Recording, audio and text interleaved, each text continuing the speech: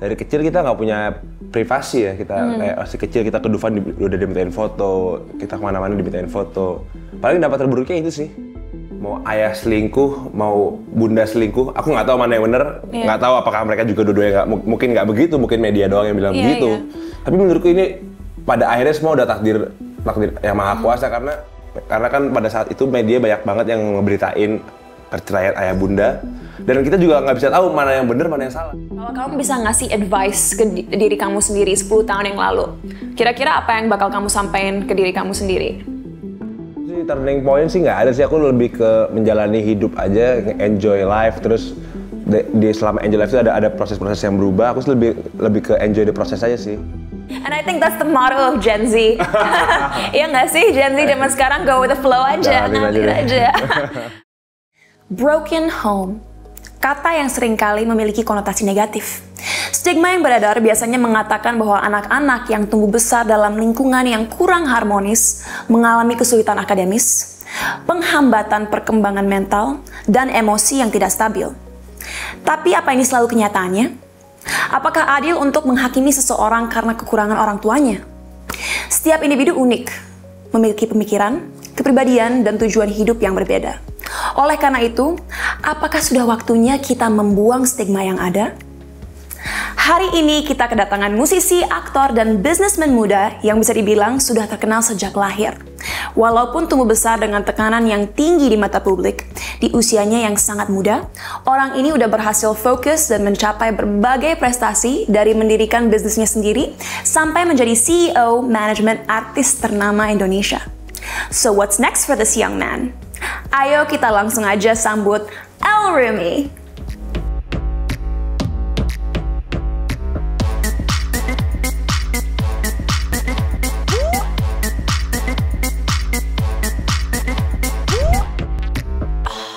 Halo semuanya. Hey, apa kabar? Baik. Kita terakhir ketemu kapan sih? Ingat nggak kira-kira berapa tahun yang lalu? Sebelum pandemi kayaknya ya? Mungkin, tapi kayaknya aku inget pertama kali kita ketemu deh. Oh ya? When you were a kid, ya kan? Kayaknya video klip Wonder Woman deh. Oh ya? Kayak mungkin ya, itu tahun berapa tuh? Itu tahun 2010, I was like 15. Iya, kayaknya umur segitu deh. Berarti kamu baru 11 tahun waktu itu ya? 11 tahun. Iya, wow, time flies. Gimana rasanya, kamu udah officially balik ke Indonesia sejak kapan sih setelah kuliah? Semenjak tahun lalu aku udah lulus, jadi tahun ini udah setahun full pertama kalinya balik ke Indonesia lagi. Shock nggak depan kamera lagi? Pasti kan waktu di UK kamu nggak selalu depan kamera kan? Shock enggak sih, karena juga selama di UK itu aku juga aktif YouTube juga ya, jadi sama bunda juga aktif, jadi kemana-mana selalu di vlogin juga, jadi. Kamu vlog sendiri atau ada orang yang bantuin? Pas selama di London aku vlog sendiri. Oke, wow. Pas udah balik ke Indonesia, kayaknya tetap butuh tim, jadi sekarang udah hire tim. But speaking of being in front of the camera, sebenarnya sebelum ada Rafathar Semarayanza, ada Gempi, ada Natusha, dan berbagai anak-anak artis ini sebenarnya udah ada Al, El, dan Dul, right? Betul. Nah, aku pengen tanya, mungkin social media dulu tuh belum terlalu sejuta sekarang Gak ada dulu malah. Tapi tetap aja media, infotainment semua kuat banget mereka beritanya. Kalau buat kamu sendiri, kalau boleh cerita ya, apa sih dampak terburuk dari tumbuh besar di depan layar gitu, depan kamera? Dampak terburuknya sebenarnya ada dampak baik, dampak buruk ya. Dampak baiknya kita dari kecil udah dikenal orang-orang udah tahu kita anaknya siapa. Cuman dampak terburuknya ya dari kecil kita nggak punya privasi ya. Kita kayak masih kecil kita ke Dufan udah dimintain foto, kita kemana-mana dimintain foto. Paling dampak terburuknya itu sih, lebih ke nggak punya privasi aja sih, karena aku juga nggak pernah ngerasain. Dan kemarin baru ke London gitu tuh, 4 tahun kuliah baru tuh ngerasain. Mungkin kita juga ngerasain kali pas kuliah di luar negeri kayak nggak ada yang tahu who knows who we are. Ternyata enak juga. Jadi ternyata dampak terburuknya mungkin banyak yang tahu, walaupun itu juga dampak positifnya ya. Tapi karena kamu depan kamera terus dari kecil, pernah nggak sih itu berdampak kepada identitas kamu? Misalnya kamu jadi takut membuat kesalahan karena takut disorot, atau kamu jadi pemalu. Ada dampaknya nggak dalam pembangunan identitas kamu dari saat remaja sampai dewasa muda sekarang? Dampaknya sih mungkin lebih bisa ngerem aja sih, lebih bisa sabar. Jadi kayak kita tahu nih kalau kita misalkan lagi di luar, kalau kita berantem, kita tahu nih kita bakal direkam karena orang-orang tahu kita siapa. Paling dampaknya jadi orang yang lebih sabar aja sih. Karena tahu efeknya bakal big impact. Jadi lebih baik enggak deh, kayak orang lain mungkin kalau berantem di jalanan impact-nya biasa aja mungkin karena mereka bukan siapa-siapa, tapi kalau kita mungkin berantem di jalanan pasti ada orang yang tahu kita dan ngerekam kita. Jadi lebih mikir panjang aja sih impact-nya. Tapi aku rasa bisa dibilang mungkin El cukup dewasa ya walaupun usianya masih muda, karena mungkin dulu waktu masih kecil pernah ada kejadian-kejadian gak enak dalam keluarga yang misalnya tayang di TV, tapi itu nggak membuat kamu merasa, oh aku dikucilkan. Gimana kamu bisa tidak punya victim mentality atau mental korban? Mungkin Puelens yang nonton sekarang tuh pengen tahu. Biasanya kan mereka kalau diomongin orang misalnya langsung jadi takut, langsung bersembunyi. Tapi how were you strong enough untuk, bilang ke diri sendiri, you know what, mungkin media atau masyarakat ngomong ini, tapi aku akan tetap jadi diri sendiri. How did you do that? How we overcome, kita kan we ya, kita AL dulu, kita bukan aku sendiri sebagai anak. Kita untungnya kita punya support system, kita punya kakak sama punya adik, jadi kita saling ya sedih bareng, seneng bareng. Jadi kita So you had each other gitu. We had each other, dan walaupun orang tua kita berantem pun kan ayah kita tetap pengen mencoba yang terbaik untuk kita. Bunda kita kan juga di situ ada sisi mereka ngerebutin anak yang paling baik. Anak-anak itu kan pasti ngikut orang tuanya kan. Jadi di sisi itu kita juga ada itunya, cuman yang mungkin bikin kita agak down sih sebenarnya lebih ke arah media sih. Karena kan pada saat itu media banyak banget yang ngeberitain perceraian ayah bunda, dan kita juga nggak bisa tahu mana yang benar mana yang salah. Ada yang bilang ayah yang salah, ada yang bilang berita bunda yang salah. Kita kan sebagai anak, apalagi pada saat umur kayak gitu, kita pasti shock kan. Cuma kita nggak bisa tahu nih mana yang berita yang benar, mana berita yang salah. Jadi kita juga pusing juga sebenarnya. Cuma untungnya kita punya bertiga inilah, kita jadi saling menguatkan lah. Dan menurut kamu, kalau dibanding dengan dulu waktu media berusaha untuk membuat orang tua kamu musuhan, sekarang udah jauh lebih baik nggak menurut kamu situasinya? Kalau menurutku sekarang situasinya udah jauh lebih baik sih, karena aku ngelihatnya ini semua udah takdir Tuhan ya, mau ayah selingkuh, mau bunda selingkuh, aku nggak tahu mana yang bener, nggak tahu apakah mereka juga dua-duanya mungkin nggak begitu, mungkin media doang yang bilang begitu. Tapi menurutku ini pada akhirnya semua udah takdir yang maha kuasa, karena mau ayah nggak ngelakuin kesalahan, mau bunda nggak ngelakuin kesalahan, menurutku pada akhirnya ayah pasti punya istri yang kedua yang sekarang ini, dan punya anak dua dari istri yang sekarang ini. Menurutku lebih ngeliat ke arah sana aja sih, kayak ini udah jadilah kita. But you know what I like from what you said, mungkin aku salah ya, tapi pengertian yang aku dapatkan dari apa yang El bilang adalah, walaupun mungkin salah satu atau kedua orang tua El pernah membuat kesalahan, itu bukan berarti akan berdampak buruk kepada El, karena El adalah individu yang memiliki pikiran sendiri, perasaan sendiri, cara berpikir sendiri, dan El akan memilih jalan hidup sendiri menurut apa yang menurut El baik. Dan aku pun yakin, entah bunda atau ayah pun yang bikin salah, pasti ayah dan nikah sama dia, dan sekarang pun takdirnya memang bunda juga nikah sama daddy juga. And at the end of the day they love you, that's the most important thing. At the end of the day ya itu destiny aja sih, udah ya udahlah kita terima aja sebagai anak. Oke, aku nggak mau bikin podcast ini terlalu menyedihkan, tapi aku mau nanya, kan both of your parents are super famous, semua orang tahu orang tua El. Kenapa sih El nggak ambil jalan gampang aja? Kenapa nggak masuk dunia industri entertainment dan udah fokus di situ aja? Kenapa El tetap punya motivasi saat tumbuh besar untuk mikirin pendidikan, untuk disiplin? Kok bisa? Mungkin karena ada ketertarikan dengan bisnis sendiri, plus mungkin aku juga bertumbuh, we grew up pada saat industri yang sedang lesu, bukan industri yang lagi naik, yang lagi grow. Sedangkan kita kan industri musik pada tahun 2009-an, pada saat aku remaja itu lagi down banget. Mungkin itu juga yang tidak menumbuhkan minatku banget di musik. Mungkin karena itu juga mungkin. Tapi kalau minat di musik sih aku sangat tinggi, karena ya keluarga juga keluarga musik, terus aku juga punya DNA musik. Pada akhirnya pengen balik ke musik juga, mungkin juga dia bisa half musik sama bisnis, nggak bisa sepenuhnya ninggalin musik juga, karena mungkin ada bloodnya itu. Off topic, kalau kamu lagi ngerayu cewek, kamu main musik nggak sih buat dia? No, I don't. Aku nggak romantis aku. Oh gitu, that's okay. But even though you're not romantic, aku tahu El itu sangat pintar, karena lagi heboh banget berita kamu tuh IQ-nya 142. Itu ada artinya. Tapi juga lagi viral, aku jualan contekan, itu kelas banget ya. It's okay, but you're smart, you wanna make money. Nah, tapi pertanyaan aku, ada artinya nggak sih buat El punya IQ 142 itu jadi sebuah kebanggaan atau biasa aja?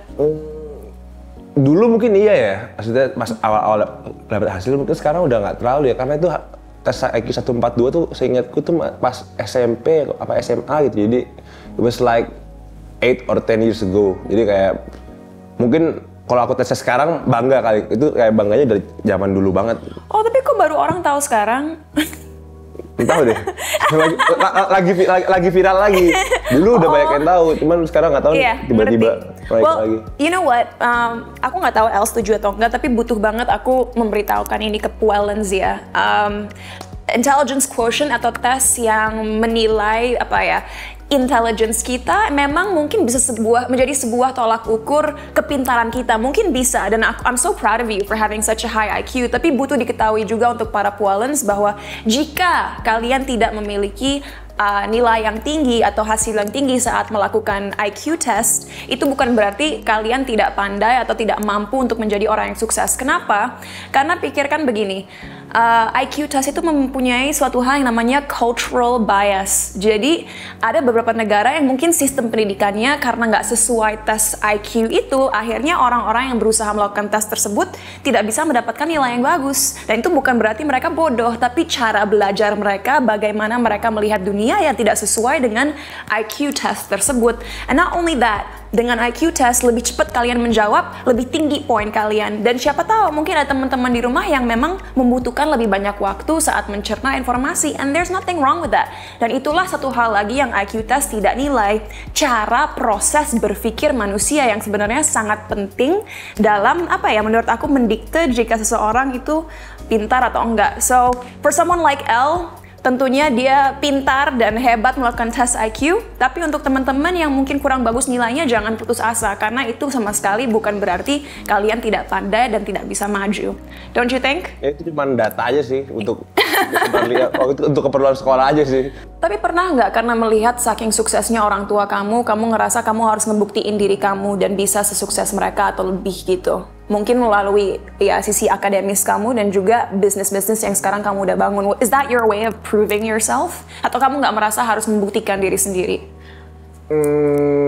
Sebenarnya nggak pingin banget sih. Sebenarnya pembuktian itu kan untuk orang lain ya, untuk juga kebanggaan orang tua juga. Tapi kalau untuk aku diri sendiri sih, aku nggak pingin ngebuktiin bahwa aku lebih bisa musik daripada ayah atau bisa lebih acting daripada kakak. Aku nggak sih, bukan orang yang kayak gitu. Cuman I'm trying to be, tapi maksudnya jadi, not the priority. Kamu berusaha untuk menjadi orang yang sukses, tapi bukan dengan cara membandingkan diri kamu dengan orang-orang di sekitar kamu gitu. Lebih ke membandingkan diri sendiri, karena aku merasa aku belum bisa ngalahin diriku sendiri juga. That's awesome. That's called self-improvement. Dan itu penting banget. Kayak aku ngerasa anak muda zaman sekarang, kita tuh sering banget anxious atau gelisah karena membandingkan diri kita dengan orang lain. Dan apa yang Elle bilang tadi itu menunjukkan bahwa kamu punya kesehatan mental yang bisa dibilang stabil. Karena kamu sadar bahwa kamu gak akan bisa lebih sukses daripada sekarang kalau kamu belum berusaha menjadi versi terbaik dari diri kamu sendiri.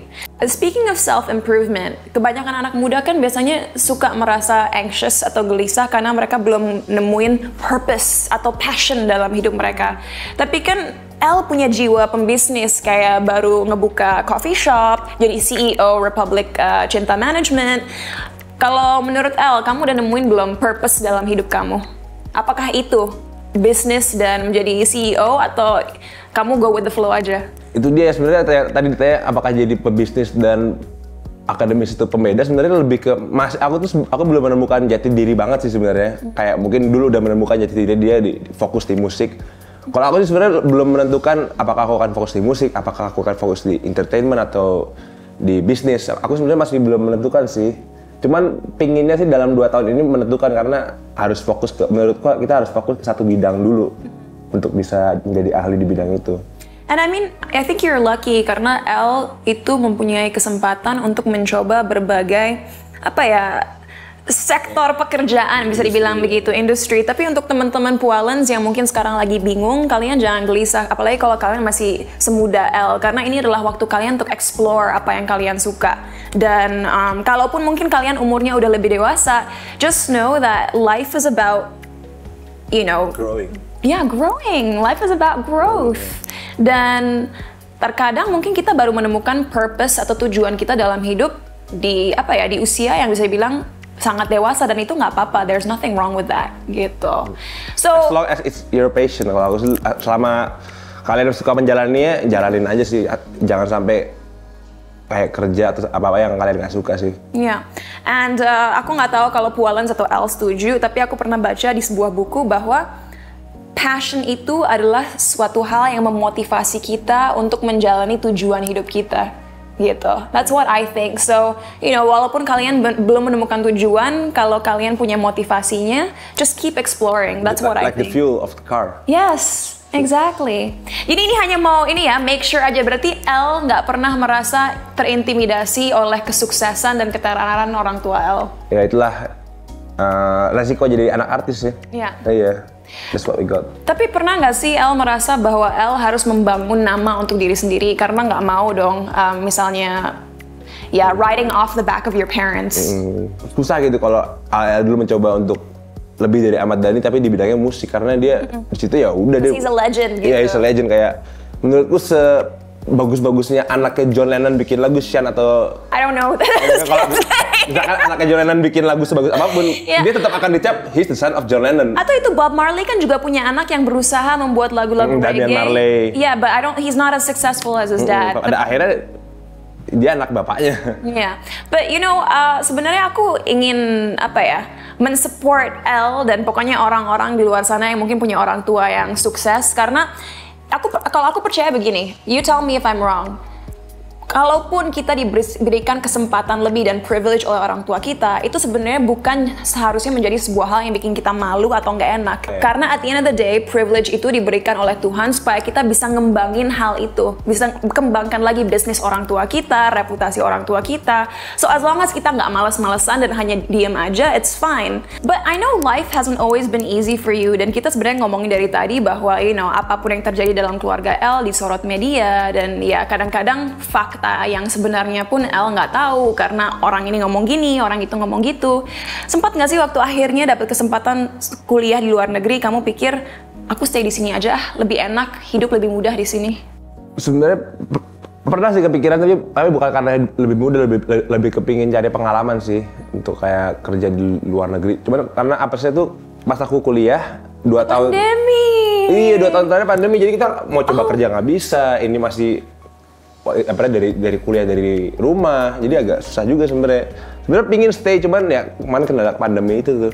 Kan tadi El sempat bilang bahwa lewat YouTube, lewat tinggal di luar negeri, El jadi lebih dewasa, berusaha untuk membangun diri El dan lain-lain. Kalau menurut El, hal apa atau ada orang spesifik kah yang yang bertanggung jawab atau berkontribusi terhadap pendewasaan El? Atau ada nggak moment atau turning point tertentu dalam hidup El yang membuat El bilang ke diri sendiri, okay, you know what? I'm gonna make a name for myself, aku akan bekerja keras, aku akan berusaha melakukan ABC karena aku bisa dan aku yakin dengan kemampuanku gitu. Kalau aku sih turning point sih nggak ada sih, aku lebih ke menjalani hidup aja, enjoy life, terus di selama enjoy life itu ada proses-proses yang berubah, aku sih lebih ke enjoy the proses aja sih. Jadi selama di London pembentukan karakternya ya bukannya kayak aku harus gini, tapi lebih ke ngalamin ini, berarti gue gini, lebih kayak dari experience aja, belajar dari experience sih. Oke. Tapi did you know, aku udah kenal sama mama kamu sejak aku umur 13 tahun. And when I hear you speak, sebelum video klip Wonder Woman dong? Ya, di era-era situlah. But you remind me a lot of her. Would you say kamu dapat sisi akademis kamu dari mama kamu? Karena cara bicara kamu pun tertata kayak Bunda Maya. Iya sih, kayaknya iya. Mungkin soalnya yang lucu tuh, jadi sebelum Bunda ngelahirin Al, Bunda kepikiran apa gitu. Nah, pas sebelum ngelahirin aku tuh Bunda lagi zamannya skripsi. Nah, terus sebelum ngelahirin Dul tuh, kalau nggak salah lagi zamannya Dewa Bintang 5, jadi yang musik banget tuh si Dul. Yeah. Emang itu ngaruh ya? Maksudnya, I don't know, I'm just asking you, because you remind me a lot of your mom. Kayaknya kalau akademis dari Bunda sih, emang Bunda kan lulusan S1 di UI dia. FISIP, maksudnya ilmu komunikasi. Iya, aku tahu kok, your mom's very smart. Hai Bunda Maya. Tapi kalau boleh tahu, kalau kamu bisa ngasih advice ke diri kamu sendiri 10 tahun yang lalu, kira-kira apa yang bakal kamu sampaikan ke diri kamu sendiri? Tidak ada kegagalan, cuma ada kapan kita bangkit lagi aja, itu aja sih. Karena aku dulu beberapa kali sempat down, terus ya udah malas-malasan. Lebih ke itu sih, untuk motivasi supaya dulu aku banyak malas-malasan, tapi semenjak tinggal sendiri di London itu lebih kebuka aja sih pemikirannya. And I love what you just said karena emang bener hidup itu tentang perspektif. Kalau kita bisa melihat sebuah kegagalan sebagai pembelajaran dan kita mau belajar dari kekurangan kita, dari kesalahan kita, itu tuh akan berdampak positif terhadap masa depan kita. Kenapa sih Elle berani untuk mengambil resiko dalam hidup Elle? Dan mungkin buat Poelens ini penting banget, banyak anak muda yang memulai sesuatu tapi takut untuk mengambil resiko. What makes you confident? Karena kebetulan waktu itu bisnis kopi lagi rame dan aku juga kebetulan lagi tahun kedua di kuliah dan alhamdulillah waktu itu juga ilmunya lagi fresh, jadi pede aja sih buka bisnis. Dan menurutku karena aku kan dari kecil kan tinggalnya bareng orang tua, maksudnya juga dari kecil juga udah fame, jadi jarang dapat tuh pelajaran-pelajaran yang kayak ilmu sosial dan lain-lain. Jadi menurut aku sih juga buka kopi sekaligus belajar juga sih untuk sistem gimana company works dan lain-lain aja sih. And that's good guys, kadang-kadang kalian harus jalanin aja, kayak kamu jalanin aja kan? Ada go with the flow. And I think that's the motto of Gen Z. Iya nggak sih, Gen Z zaman sekarang go with the flow aja, ngalir aja. Tapi ya kalau kita nggak nyoba, kita nggak akan pernah tahu. So just do it guys. So, what's your biggest dream actually untuk saat ini? Apa empire yang mungkin Elle ingin bangun dan kenapa? Kalau sekarang lagi fokus ke YouTube dulu sih, fokus ke YouTube, lagi pengen bangun manajemen YouTube dulu sih sekarang. Lagi fokus itu dulu. Membangun ini untuk 1 tahun ke depan ya. Kalau untuk 5 tahun ke depan belum sejauh sana. Waktu kamu bilang membangun YouTube itu untuk presence kamu sendiri atau buat orang-orang dalam manajemen kamu? Rencana YouTube itu bukan cuma buat aku aja, cuman kayak bakal ada artis manajemennya, something like that. Jadi Republik Cinta Channel gitu? Not really, tapi something like that. Makanya jadi nanti channelnya bukan aku doang, tapi lebih ke banyak orang. Jadi nanti kayak aku pergi, karena sekarang kan kayak aku pergi kemanapun itu aku harus ngevlog, capek juga kan. I don't know how you do that, man. Gimana kita kayak bikin IP aja, jadi kita pergi pun tetap jalan sendiri perusahaannya, YouTube gini. Well you know what, we've talked a lot about your personal life, about your work. Gimana kalau kita istirahat dulu, main game dulu? Boleh? Ya? Alright. Jenga Games. Are you ready to lose? Wait. No, I'm not ready. I'm ready to win. I'm ready to play. You're gonna say I'm always ready. Just almost. Jebak. Got tricked. All right, I need to focus then. Okay, you go first. You're the guest. Ini kita aja. Hup. One. Okay, pilih yang mana aja. The easiest one though. Okay, kamu mau truth atau dare? Truth deh. Truth. Aktris, aktor Indonesia yang buat kamu jatuh cinta? Pevita Pierce sih. Oh ya? Aku umur berapa ya? Pas film 5 cm itu? Wow, you must have been a kid, man. Yeah. Like mungkin 10 tahun or segituan lah. Segituan lah umur. Ya punya crush kan normal lah. Yeah, of course. Of course. Itu a long time ago. Disappointed you didn't say me. I'm kidding. No. Gak enak. Nggak apa-apa. Two. 2. Sama, pilih yang gampang. Actually,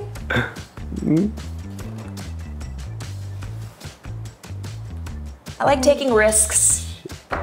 I'm a risk taker. So, truth or dare? And I'm also gonna take dare because I'm a risk taker. Risk taker, alright. Big risk, big return. Deskripsikan orang di depan kamu dengan sebuah lagu. What song am I to you? Aduh, ini bakal jelek banget. I'm so not creative. There's a tall man in front of me. He's smart, he's handsome and funny. He's got good style and that's it. That's right. Mungkin aku nggak bisa tuh, susah. Okay. I'm not. Alright. Hah? Harusnya tadi ya? Tapi nggak apa. Right. Oh! 6. Alright. Yeah. Easiest one. Yes. Truth or the dare? Alright, dare. Kasih tahu kesan-kesan kamu tentang bicara cinta hari ini sambil ala-ala boxing. Ini gini. Alright. Talk show ini, our podcast ini seru because karena different from the others. And the topic is out of the box, and that's why I like it. Biar macam apa? Nggak tahu. They want to see you box. Oh, you need to take the real one. Aku gampang. Oh gampang sih. Ya dong. Curang. Truth sekarang. Alasan andalan kamu waktu diajak hangout sama temen tapi lagi mager. Aduh gampang banget. Sibuk banget. Ada meeting ini itu. Ada shooting. I mean, usually it's not a lie sih. Emang hidup aku kebanyakan untuk kerjaan aku. Jadi makanya orang selalu percaya karena ada buktinya di kalender. Tapi kalau emang bener-bener mager, it's so easy for me to use my job, as an excuse. Oh kalau kamu? Aku biasanya family matters. Oh ya? Jadi teman-temanku tuh tahu aku tuh orangnya nggak pernah dilarang untuk nongkrong. Tapi jadi sekali-sekali ya nongkrong tuh, gue nggak dibolehin bokap.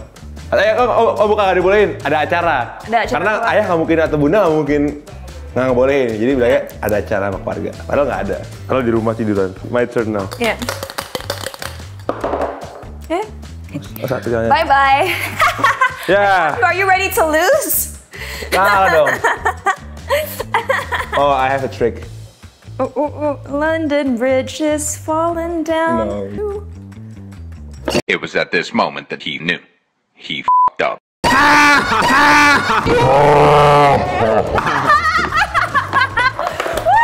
No chance.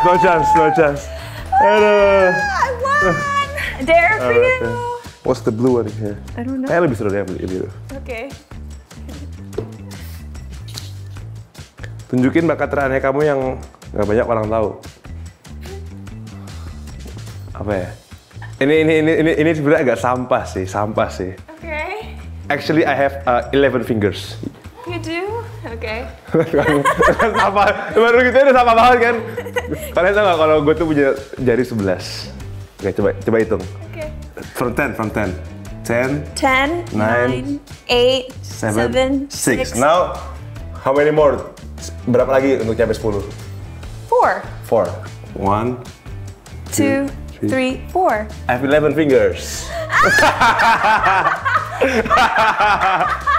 Sama kan? Terlalu sama. But that's okay, kamu bikin kita ketawa. We're done playing the game now. Kita akan ngobrol-ngobrol lagi sebelum akhir acara. Alright. Seru. Oke, aku belum pengen kamu pulang. Loh. Jadi aku masih punya 3 pertanyaan lagi. Boleh. Are you okay with that? I'm good. Nah, kamu kan aku rasa otaknya tuh jalan banget. Kamu punya ide, kamu langsung jalanin. El kan udah punya banyak pengalaman dalam industri entertainment. Kalau ada suatu hal yang bisa kamu rubah dari industri entertainment Indonesia, apa yang ingin kamu rubah dan apa visi kamu? Kalau aku sih mungkin yang nggak muluk-muluk ya, aku pingin bukan di industri, ini lebih ke industri film sih sebenarnya. Okay. Aku pingin ngubah jam kerjanya industri film di Indonesia karena menurutku karena menurutku terlalu kerja rodi kalau di Indonesia tuh kayak it's inhumane, tidak manusiawi. Iya, aku sih nggak muluk-muluk pengen ngubah, aku pengen setidaknya jam kerja syuting bener dulu deh. Yeah. Itu kasih muluk-muluk gitu aja sih. Setuju banget, dan ini aku hanya memberikan pengalaman aku ya di US guys. Tergantung budget film, jam kerja bagi kru dan pemain itu biasanya antara 10 sampai 12 jam. Kalau sampai melebihi itu, pemain dan kru, bukan hanya pemain ya, semua mendapatkan overtime bonus. Dan itu di US adalah sebuah law. Mudah-mudahan di Indonesia juga bisa seperti itu, apalagi buat anak-anak. Kayak bayi di US hanya boleh syuting 3 jam. Kalau di bawah umur 8 tahun hanya boleh 6 jam.